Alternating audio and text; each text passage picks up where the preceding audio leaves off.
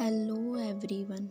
आप सुन रहे हैं मेरे साथ हमारी अधूरी कहानी भाग 11। 2 दिन कब बीत जाते हैं पता ही नहीं चलता, और इस दौरान बर्फ का पड़ना पहले की ही तरह बरकरार था। और वो शाम का समय था जब गौरी अपने हाथ में पकड़े 3 थैलों को किसी तरह संभालते हुए अपने एक हाथ में पकड़े पैसों को गिनते हुए आगे बढ़ रही थी कि तभी उसकी नज़र सामने की तरफ जाती है और उसके चेहरे पर एक लंबी मुस्कान छा जाती है और वो आंखों में भरपूर चमक लिए सामने की तरफ देखती रहती है, जहाँ पर 2 फौजी एक चाय की टपरी पर खड़े थे। पर गौरी की नज़रें उनके जिस्म पर पहनी हुई उस वर्दी पर थी। गौरी उन्हें देखने में इतनी व्यस्त थी कि उसका ध्यान ही नहीं रहता कि कब उसके हाथ से तीनों थैले छूट चुके थे, और उसकी नज़रें उन फौजियों पर तब तक टिकी रहती हैं जब तक वो उसकी आंखों से ओझल नहीं हो जाते। और उनके जाते ही वो अपने माथे पर हाथ दे मारती है और मन ही मन खुद से कहती है, धत पगली, ऐसे भी कोई देखता है क्या। इतना कहते ही गौरी को ध्यान आता है कि उसके पास थैले नहीं हैं और वो कहाँ गए। ये देखने के लिए गौरी नीचे देखती है तो वहाँ पर भी वो नहीं थे, और इसीलिए वो पूरी घूम जाती है तो उसकी नज़रें अपने सामने ही खड़े 2 काले जूतों पर पड़ती है और उसका चेहरा उठते हुए उस शख्स के चेहरे पर जा टिकता है और उसकी आंखें मुस्कुरा देती हैं। मोक्ष, गौरी चहकते हुए कहती है, पर मोक्ष की नज़रें उसे घूर रही थी और वो एक गहरी सांस छोड़ते हुए कहता है, तुम क्या कर रही थी गौरी। मैं तो बस ये सम्मान। गौरी ने मोक्ष के हाथों में पकड़ रखे थैलों को देखते हुए इतना कहा ही था कि मोक्ष एकदम से बिना भाव के कहता है, मैं इनकी बात नहीं कर रहा। मोक्ष के पीछे की तरफ इशारा करते ही गौरी समझ जाती है और वो शर्माते हुए कहती है, वो तो बस ऐसे ही। मोक्ष उसे यूं शर्माता देख उसके सिर पर एक टपली मारता है और कहता है, झल्ली कहीं की। गौरी मुंह बनाए उसे देखती है और उसके साथ साथ चलते हुए कहती है, वैसे तुम यहाँ क्या कर रहे हो। मैं कुछ भी तो नहीं। मोक्ष के इतना कहते ही गौरी उसके आगे उल्टा होकर चलने लगती है और कहती है, ठीक है, पर तुमने मेरा सामान क्यों उठाया। क्योंकि तुम बिजी थी। मोक्ष के इतना कहते ही गौरी वहीं खड़े खड़े शर्माती रहती है तो वहीं मोक्ष आगे बढ़ जाता है। डियर डायरी, मुझे उससे डर लगता है। कश्मीर की सर्द हवाएं शरीर में कंपकपी पैदा कर रही थी, और इसी बीच मोक्ष गौरी का सम्मान उसके घर के अंदर ला रखता है और उसके पीछे चलते हुए आ रही गौरी वहीं बैठ जाती है और कहती है, थक गई मैं तो। मोक्ष उसे देखकर अपना सिर हिला देता है कि आखिर खाली हाथ आराम से टहलते हुए आ रही गौरी थक कैसे गई, जबकि उसका इतना भारी भरकम सामान तो उसके खुद के हाथों में था।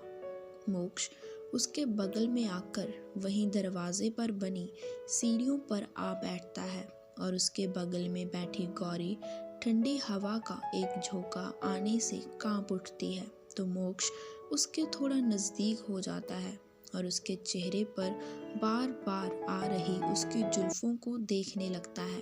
और तभी गौरी कहती है, सुंदर है ना। हाँ। मोक्ष चौंक जाता है और ऐसे देखता है मानो उसकी चोरी पकड़ी गई हो, और तभी गौरी सामने के नज़ारे की तरफ इशारा कर देती है और कहती है, कितना सुंदर लग रहा है ना। मोक्ष इतना सा कहता है तो गौरी मुस्कुराकर कहती है, काश ये खूबसूरती ऐसे ही बनी रहे, पर कुछ लोग इसे ऐसे रहने ही नहीं देना चाहते। मोक्ष उसकी तरफ देखता है पर कहता कुछ नहीं। तो वहीं खुद में ही खोई हुई गौरी कहती है, मुझे इसीलिए आर्मी वाले बहुत पसंद हैं, क्योंकि वो हमेशा इसकी खूबसूरती को बनाए रखने की कोशिश में रहते हैं। आज का ही देख लो, सबको लग रहा था कि वो वहाँ पर खड़े होकर गप्पे मार रहे थे चाय की चुस्कियों के साथ, पर उनकी नज़रें चारों तरफ घूम रही थी, मानो कुछ ढूंढ रहे हों। मोक्ष ध्यान से गौरी की तरफ देखता है, क्योंकि उसने सोचा तक नहीं था कि गौरी किसी बात पर इतना भी ध्यान देती होगी। उसकी नज़र में गौरी में उसे सिर्फ उम्र का अलहड़पन ही नजर आता था, पर उसमें कितनी गहराई थी वो आज समझ पा रहा था। तभी गौरी की नज़रें उसकी तरफ अचानक ही घूम जाती हैं, तो मोक्ष जो कि उसी के चेहरे को देखे जा रहा था, हड़बड़ाकर थोड़ा पीछे खिसक जाता है और कहता है, क्या कर रही हो? गौरी अपनी आंखों को सिकोड़ लेती है, तो मोक्ष खुद में सिकुड़ जाता है और बोलता है, क्या है? गौरी अपनी जगह से खड़ी होती है और मोक्ष की तरफ अपनी उंगली के इशारा करते हुए अंदर की तरफ जाने लगती है, और उसके अंदर जाते ही मोक्ष पलटकर बैठ जाता है और ज़मीन की तरफ देखते हुए अपने लाल पड़ चुके कानों पर हाथ रखे कहता है, इसे क्या हुआ? ऐसे क्यों देख रही थी? कुछ समय बीत जाता है और अब मोक्ष गौरी के पिता के सामने खड़ा था और वो उसे धन्यवाद कर रहे थे, गौरी को इस बर्फबारी में सामान के साथ घर तक छोड़ने के लिए। और मोक्ष बेचारा कोई बात नहीं का झंडा पकड़े खड़ा था। गौरी के पिता उसे अपने साथ खाना खाने के लिए कहते हैं, जिसे मोक्ष मना कर देता है, पर वो नहीं मानते, तो मोक्ष को चंद और मिनटों के लिए वहाँ रुकना पड़ता है।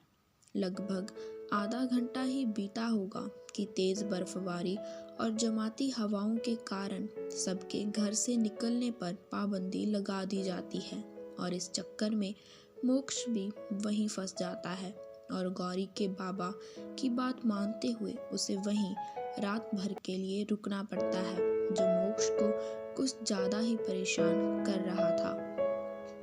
वो अपना फ़ोन निकाले बार बार कहीं फ़ोन मिला रहा था।